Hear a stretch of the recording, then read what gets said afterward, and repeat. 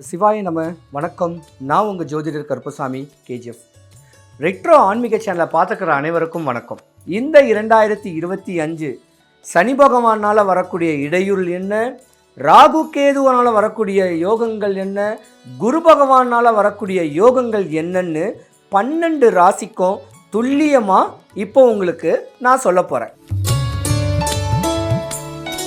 2025 12 ராசிகளுக்கும் உள்ள பலன்கள் பலவீனங்கள் கோச்சார ரீதியாக தான் இதோடைய பலன்களே சொல்ல முடியும். அப்போ கோச்சார ரீதியாக மேச ராசியில் சூரிய பகவான், ரிஷப ராசியில் குரு பகவான், கடக ராசியில் செவ்வாய் பகவான், துலாம் ராசியில் சந்திர பகவான், கும்ப ராசியில் ராகு பகவான், மீன ராசியில் சனி பகவான், சுக்கிர பகவான், புதன் பகவான் பலமாக இருக்கக்கூடிய தன்மை உண்டு. இவங்க இந்த ராசியில் கோச்சார ரீதியாக இருக்கிறனால மேஷம் முதல் மீன ராசி வரைக்கும் உள்ள பலன்கள் பலவீனங்கள் யாருக்கெல்லாம் யோகங்கள் இந்த வருஷம் பிரதிபலிக்க போகுதுன்னு கேட்குறத பார்க்கலாம். எந்த ராசிக்காரர்களுக்கு பிரதிபலிப்பு இல்லாமல் நஷ்டத்தையே காணக்கூடிய ஒரு தன்மைகள் வரப்போகுதுன்னு சொல்லலாம்.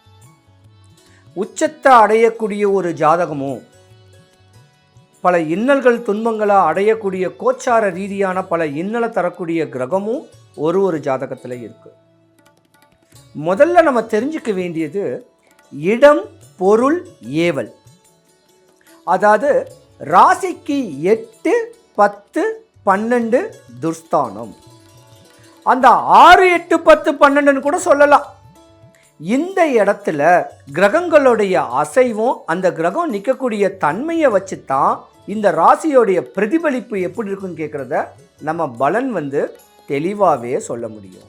மீனராசி, மீனராசிக்கு அதிபதி குரு பகவான். குரு கடாட்சியம் உடையக்கூடிய ஜாதகம் நீங்கள் தாங்க. இந்த வருஷம் நிறையா டாக்டர்ஸு, அட்வொகேட்ஸு, கலைத்துறையில் பிரகாசிக்கக்கூடிய ஒரு தன்மைகள்.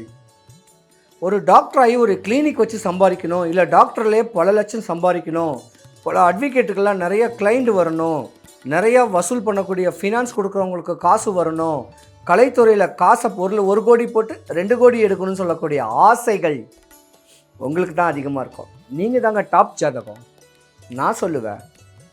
ஏன்னா வீடு கட்டக்கூடிய தன்மை, கோடி ரூபாய்க்கு வீடு கட்டக்கூடிய தன்மை, விலை உயர்ந்த ஒரு காரு, வாழ்க்கையில் பெரிய ட்ரீமு, பெரிய லெவலுக்கு வரும்னு சொல்லக்கூடிய ஆசைகள் எல்லாம் உங்களுக்கு தான் இருக்கும். ஜென்மத்தில் சனி பகவான் வராரு. இந்த 2.5 வருஷம் நீங்கள் தான் டாப்பு. அள்ளி கொடுக்கறதுல வள்ளலுங்க சனீஸ்வரன் பகவான். 4 திசையிலையும் காசு கொடுப்பாரு. ஆனால் 2025க்கு முன்ன வரைக்கும் நீங்கள் நஷ்டம் அடையணும். படித்த படிப்புக்காக கடன் வாங்கணும், அந்த கடனை அடைக்க முடியாமல் நஷ்டகதியாகணும். பல பேர் காசுகளை ஃபினான்ஸ் பண்ணிட்டு வர முடியாத ஒரு சூழ்நிலைகள் இருக்கும். இதனாலேயே பித்து பிடிச்சி அலையக்கூடிய ஒரு தன்மைகள்லாம் உங்களுக்கு உண்டு. ஆனால் 2025 வரக்கூடிய யோகம் உங்களுக்கு தாங்க டாப்பில் இருக்கக்கூடிய நேரம். ராசிக்கு 12வது வீட்டில் ராகு பகவான், ராசியில் சனி பகவான், ராசிக்கு மிதுனம், கடகம், மீனம், மேசம், ரிஷபம், மிதுனம் 4வது வீட்டில் குரு பகவான், 6வது வீட்டில் கேது பகவான். ஞானத்தையே நீங்கள் தேடி போவீங்க, ஆன்மீகத்தையே தேடி போவீங்க. ஆன்மீகம் இல்லாமல் மந்திர தந்திர மாயாஜால வித்தைகளை கற்றுக்கணும்னு சொல்லக்கூடிய எண்ணங்கள் உங்களுக்கு போகும். ஏன்னா நீங்கள் ஏமாற்றப்படுவீங்க, ஏமாறுவீங்க. பெண்ணு ஆணால் ஏமாறுவீங்க, ஆணு பெண்ணால் ஏமாறுவீங்க. இதில் இன்னொரு சூட்சமும் இருக்குது. மீன ராசிக்கார உள்ள ஆண்களுக்கும் மனைவிக்கும் மாமியாருக்கும் ஆகாது. மீன ராசியில் உள்ள பெண்களுக்கும் கணவனுக்கும் மாமியாருக்கும் ஆகாது. உன் குடும்பத்திலேயே உங்களுக்குள்ளேயே சதி வேலை நடந்து உங்கள் வாழ்க்கை பிரதிபலிப்பு இல்லாமல் இருக்கிறதுக்கு குடும்பத்தில் செய்யக்கூடிய சதியும் உங்களுக்கு இவங்க தான் சூனியம் பண்ணுவாங்க. இது இப்போத்தான் உங்களுக்கு தெரிய வரும். இருந்தாலும் உங்கள் ஜாதகத்தை நல்ல ஜோதிடர்கிட்ட கொடுத்து இந்த வருஷம் எனக்கு எப்படி இருக்குன்னு சொல்லக்கூடிய தன்மையை தெளிவு பண்ணிக்கிட்டு வந்தீங்கன்னா நீங்கள் தாங்க டாப் ஜாதகம். செம்மையாக வாழக்கூடிய ஒரு தன்மை இந்த 2025 ஏப்ரல் மாதத்துக்கு தமிழ் வருஷப்பிறப்புக்கு மேலே தான் நீங்கள் யோகமாக இருப்பீங்க. ஏப்ரல் மாதம் முன்ன வரைக்கும் பார்த்தீங்கன்னா கஷ்டப்படணும், பல வம்பு தும்பு வழக்குகளை நீங்கள் சந்திக்கணும். இப்படியாம்பட்ட தருணத்தையும் நீங்கள் அடைஞ்சிருப்பீங்க. ஆனால் சித்திரை வருஷ பிறப்பு வந்த உடனே சிறப்பான வருஷம் மீன ராசிக்காரருக்கு தான் நான் சொல்லுவேன். ஏன்னா 4 கிரகமும் உங்களுக்கு யோகத்தை கொடுக்கக்கூடிய தன்மையில் தான் இருக்குது. ஆனால் நீங்கள் ஆன்மீகத்தை நம்பணும், பல தானம் பண்ணணும், தர்மம் பண்ணணும், பணம் காசு இல்லையா தியானம் பண்ணணும், அமைதியாக உட்காந்துடணும்.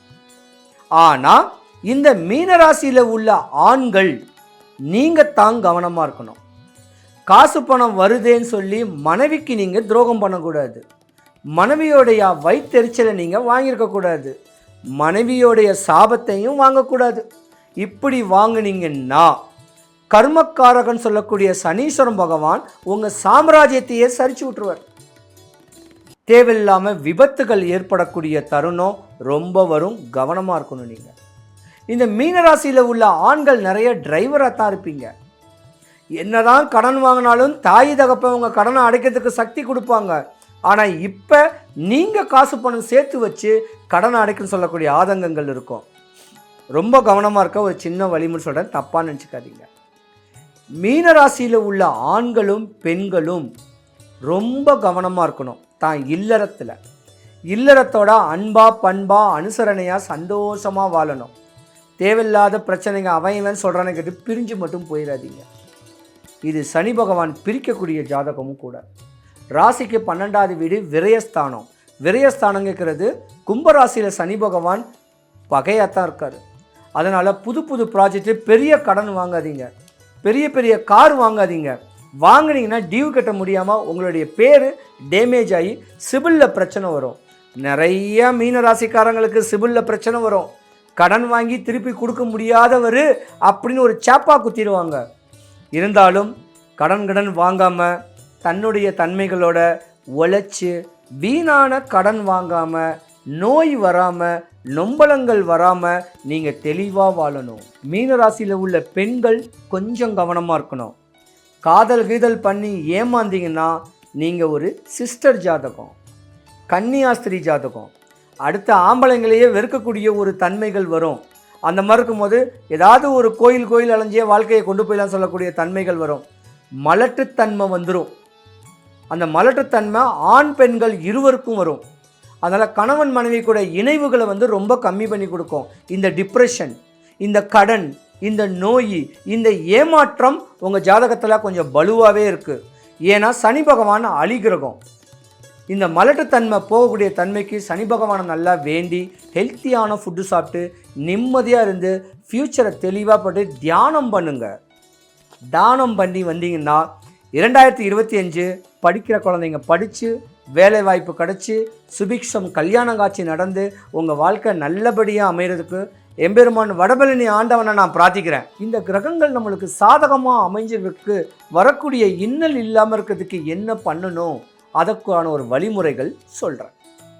முதல்ல சனி பகவான் சொல்லக்கூடிய இந்த ஸ்லோகத்தை சொன்னால் இதோடைய தாக்கம் குறையும். ஒன்பான் கிரகத்துக்குள் ஒன்றாய் மிளிர்கின்ற எங்கள் அண்ணா சனி ஈஸ்வர பகவானே, அன்பால் நான் உன்னை அடிபணிவேன். என்பால் நான் அடைந்த துன்பங்கள் போய் இருள் அகற்றி தூய நலம் திகழ எனக்கு இன்றே இனிமே தருவாய் அருள்னு ஒரு சின்ன ஸ்லோகத்தை எழுதி வச்சுக்கிட்டு சொல்லுங்க. ராகு கேது பகவானுடைய தன்மைக்கு இது ஒரு ஸ்லோகம். அப்ப இந்த ராகு கேது பகவான் ஸ்லோகம் இன்பமே செய்யும் ராகு கேது பகவானே, அன்பால் நான் உன்னை அடிபணிவேன். என்பால் நான் அடைந்த துன்பங்கள் போய் இருள் அகற்றி தூய நலம் திகழ எனக்கு இன்றே தருவாய் அருள். ராகு கேது பகவானே போற்றின்னு ஒரு சாந்தி கொடுத்துக்கிட்டாலும் மீனராசி அன்பர்கள் அனைவருக்கும் சுபிக்ஷம் கிடைக்கணும். ஐஸ்வர்யம் கடாட்சியம் கிடைச்சி உங்கள் கடன்லாம் அடைஞ்சு வாழ்க்கை மேலும் மேலும் சிறப்படைய வடபழனி ஆண்டவனை நான் பிரார்த்திக்கிறேன். சிவாய நம.